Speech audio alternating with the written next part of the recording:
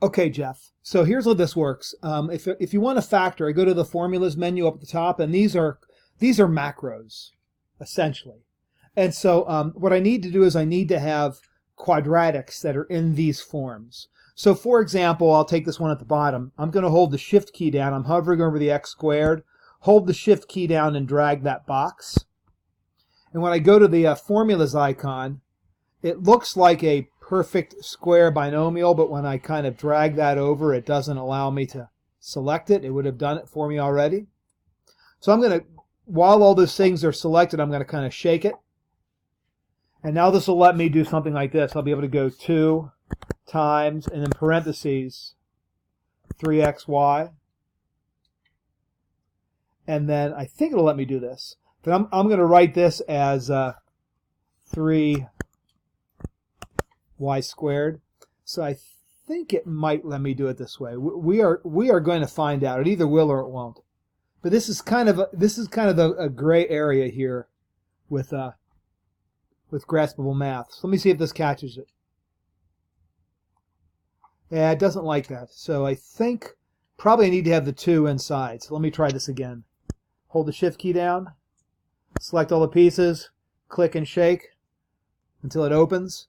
So I'm going to put down a 2 there, and I'm going to move my 3 to the outside. I still don't know if this is going to do the trick, but we're going to find out. It either will or it won't. So go back to the formula. Yeah, it's not going to like this. It is not going to like this. Yeah. So I think probably it needs to have a b term that is kind of by itself, would be my guess. I don't know. But let's try it here. Let me, if I try the difference of 2 squares, that doesn't work. But if I click on the 4 and hold my shift key down and drag that selection box, shake it a little bit, instead of 4x, I'm going to go 2x squared. Instead of 9y, I'm going to go 3y squared. And now if I go back to my macros, see, it highlights it before you even get there. It says, this is something that I can deal with. And then I can clean this up. I think I can double click on this parentheses and get rid of those parentheses. So I'm kind of puzzled by this one.